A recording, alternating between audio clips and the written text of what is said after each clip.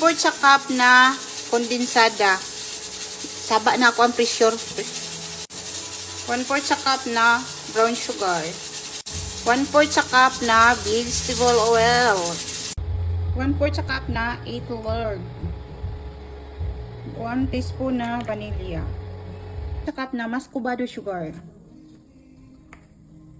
Then atay isa ka buksaging atong panitan.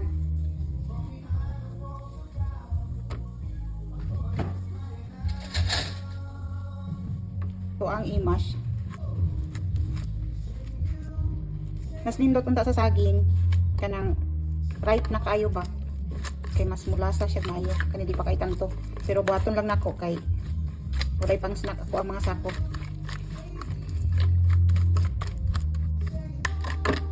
One cup na all-purpose. 1 cup na wheat flour, 3rd glass.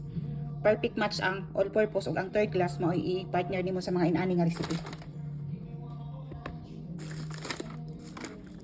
1 tablespoon, 1 in 1/2 tablespoon atong baking powder ha.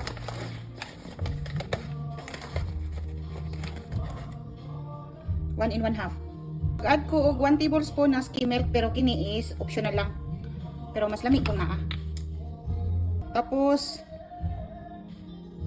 whipping cream. Whipping cream 1/4 lang sa cup.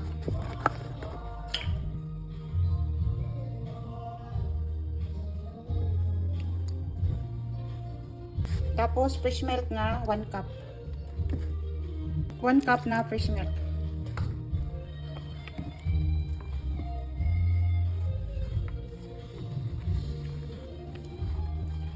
Pwede ra pud ta mo gamit wire whisker ya. Akong hinayak naman ko spatula na lang kay kapoy daghan hugason.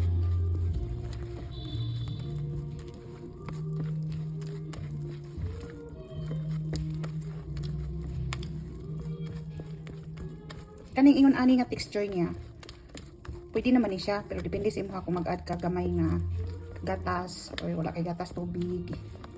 Pwede ka mag-add pero para sa ko inani tama na ni siya. Eresan ako ni kadali kay mag-prepare ko sa akong molder.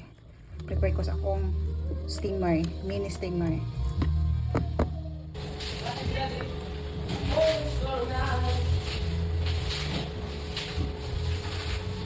Three-fourth. Tama na ba na? Three-fourth? Tama na?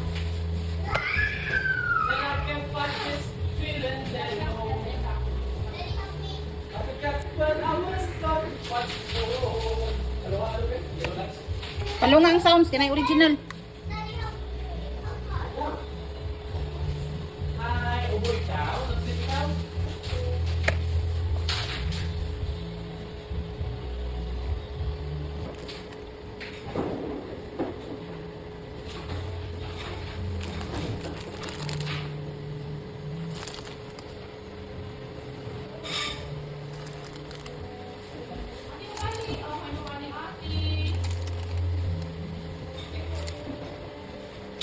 Nangabot na ako mga sakop. Maringog-ngog kayo. Mag-steam na ko ha. Naka-high heat ha. High heat. Pag 15 minutes na ito na nang i-testingan kung luto na ba. Try na to kung luto na ni siya. Ha? Nging, 1, 2, 3. Okay. Dito eh. Sarap. Luto na. Luto na.